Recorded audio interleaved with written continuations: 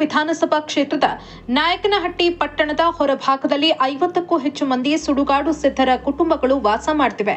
ಕಳೆದ 30 ವರ್ಷಗಳಿಂದ ಇದೇ ಊರಲ್ಲಿ ವಾಸ ಮಾಡ್ತಾ ಇದ್ರು ಕೂಡ ಸ್ವಂತ ನಿವೇಶನ ಕೂಡ ಇಲ್ಲ.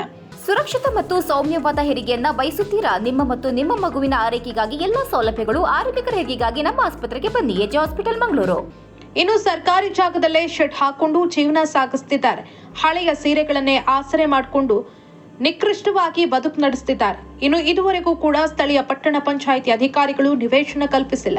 ಇದರಿಂದ ಸ್ವಂತ ಸೂರಿಲ್ಲದೆ ಮಳೆ ಗಾಳಿಗೆ ಮೈಯೊಡ್ಡಿ ಬದುಕುತ್ತಿದ್ದಾರೆ. ಇನ್ನು ಅಲೆಮಾರಿ ಜನರಿಗೆ ವಿದ್ಯುತ್ ಸಂಪರ್ಕ ಕೂಡ ನೀಡಿಲ್ಲ. ನಿತ್ಯವೂ ಕತ್ತಲಲ್ಲಿ ವಾಸ ಮಾಡುವಂತಾಗಿದ್ದು ವಿಷ ಜಂತುಗಳ ಕಾಟಕ್ಕೆ ಬೇಸತ್ತು ಹೋಗಿದ್ದಾರೆ. ಅಲ್ಲದೆ ಬಾಣಂತಿಗಳು, ಪುಟಾಣಿ ಮಕ್ಕಳ ಪಾಡು ಹೇಳತಿರದಾಗಿದ್ದು ನಿತ್ಯ ನರಕ ಯಾತನೆ ಅನುಭವಿಸುತ್ತಿದ್ದಾರೆ. ಏನು ನಾವು ಎಲ್ಲಿಗನ್ನ ಹೋಗ್ಬೇಕು, ಹೆಣ್ಣು ಮಕ್ಕಳು ಒಂದು ನೀರ್ ಕಡೆ ಹೋಗ್ಬೇಕಂದ್ರು ಹೊರಗಡೆ ಸುಡುಗಾಡ್ನಕ್ ಹೋಗ್ಬೇಕು ಸರ್. ನಾವ್ ಎಲ್ಲಂತ ಕಾಲ ಮಾಡೋದು? ಒಂದ್ ತಗಂದ್ರೆ ಇಲ್ಲ, ಇನ್ನೊಂದ್ ತಗಂದ್ರೆ ಇಲ್ಲ. ಹಸು ಮಕ್ಳು ಕಟ್ಕೊಂಡು ಬಾಣ್ತಿರಲ್ದ ಬಸರಲ್ದ ಸುಡುಗಾಡ್ದಾಗ ನೀರ್ ಕಡೆಗೆ ಹೋಗ್ಬೇಕು. ಒಂದ ಮಾಡಕ್ ಹೋಗ್ಬೇಕಂದ್ರೆ ಬೇಲಿ ಹೋಗ್ಬೇಕು. ಇಂಥ ಪರಿಸ್ಥಿತಿಯಾಗ ನಮ್ಗೆ ಕೆಟ್ಟ ಪರಿಸ್ಥಿತಿದ್ದಾಗ ಯಾವ ಪುಣ್ಯಾತ್ಮ ನಮ್ಗೆ ಕಿವಾಗ ಹಾಕೊಂಡಿಲ್ಲ. ಅಂಥದ್ರಾಗ ನಾವು ಯಾರೋ ಒಬ್ರು ಓಟ್ ಹಾಕೋಕ್ ಬಂದವರು ನಮ್ಗೆ ಜಾಗ ಕೊಡ್ತಾರೆ, ನಮ್ಗೆ ಮನೆ ಮಾಡಿಕೊಡ್ತಾರಂತ ನಾವು ಕೇಳಲ್ಲ. ಜಾಗ ಕೊಟ್ರೆ ಸಾಕು, ನಾವು ಮನೆಗಳು ಮಾಡ್ಕೊಂತೀವಿ. ಇದ್ದೋದ್ದೋ ಇಲ್ಲಿದ್ದೋ ನಾವೇನೋ ಸಾಲ ಪಾಲ ಮಾಡ್ಕೊಂಡು ಮನೆ ಮಾಡ್ಕೊಂಡು ಬಿಡ್ತೀವಿ. ಇಲ್ಲಿಗೆ 40 ವರ್ಷಲಿದ್ದ ನಾವು ಇದೇ ಕೆಲಸದಾಗ ಇದ್ದೀವಿ ಅಂದ್ರೆ ಅವ್ರಿಗೆ ಏನು ಅರ್ಥ ಆಗೈತೆ ಅರ್ಥ ಆಗಿಲ್ಲ ಗೌರ್ಮೆಂಟ್ಗೆ ಅನ್ನೋದೇ ಗೊತ್ತಿಲ್ಲ ನಮಗೆ. ನಮ್ಮ ಕಡೆ ಒಬ್ರು ಮಕನೇ ದರ್ಶನ ಮಾಡಂಗಿಲ್ಲ. ನಮ್ಗೆ ಭಾರಿ ಸಮಸ್ಯೆ. ಬಿಸಿಲು ಕಾಲನ ಸಮಸ್ಯೆ, ಮಳೆಗಾಲನ ಸಮಸ್ಯೆ. ಬೈವು ನಮಗೆ ಈ ಸುಡುಗಣ್ಣಾಗ ಮಕ್ಕೊಂಡ್ರೆ ದೇವ್ಗಳು ಬರಲ್ಲೇ ಯಾತ್ರವನ್ನ ಸುಟ್ಟು ಹೋದ್ರೆ ಹೌದಾ? ಅಂಥದ್ರಾಗ ನಾವು ಇಲ್ಲಿ ಜಾಗ ಮಕ್ಕಳು ಕಟ್ಕೊಂಡು ಕಾಲ ಕಳೀತಿದ್ದೀವಿ ಅಂದ್ರೆ ಅವ್ರು ಒಟ್ಟಿಗೆ ಏನು ತಿಂತಾರೆ ಗೌರ್ಮೆಂಟ್ ಅವರು? ಅಂಥದ್ರಾಗೆ ನಮ್ಮನ್ನು ಒಂದು ಸ್ವಲ್ಪ ಅವರು ಮನುಷ್ಯಗೆ ಹಾಕ್ಕೋಬೇಕು, ಗಮನಕ್ಕೆ ಹಾಕ್ಕೋಬೇಕು. ಕರೆಂಟ್ ಬೇಕು, ನೀರು ಬೇಕು, ಶಾಲೆ ಹುಡುಗರಿಗೆ ಶಾಲೆ ಬೇಕು, ನಮಗೆ ಮನೆ ಬೇಕು. ಇಷ್ಟೊಂದು ನಮಗೆ ಮಾಡಿಕೊಟ್ರೆ ಸಾಕು.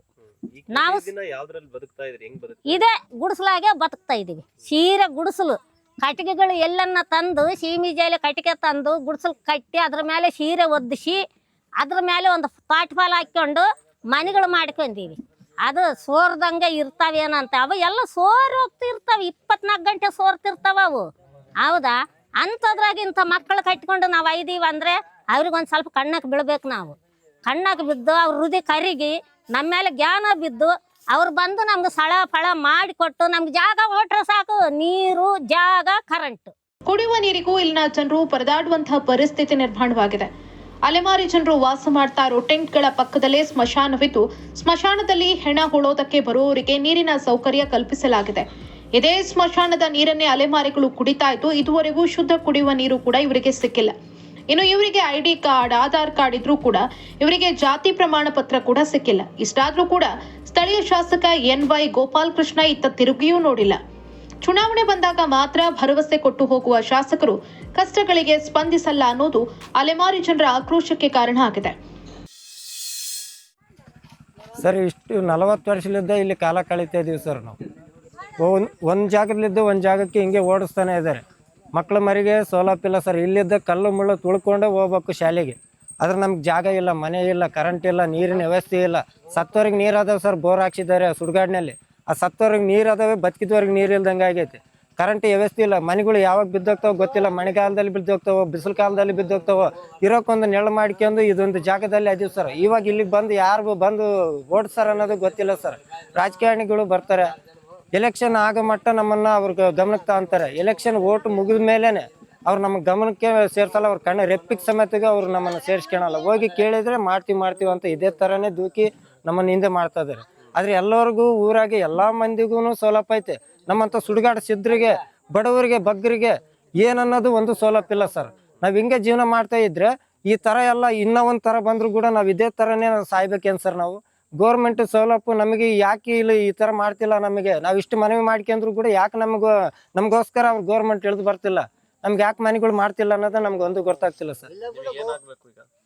ಸರ್ ನಮಗೆ ಗೌರ್ಮೆಂಟ್ಲಿದ್ದ ನಮಗೆ ಮೇನ್ ಇಂಪಾರ್ಟೆಂಟು, ನಮಗೂ ಒಂದು ಸ್ಥಳ ಬೇಕು ಸರ್, ಜಾಗ.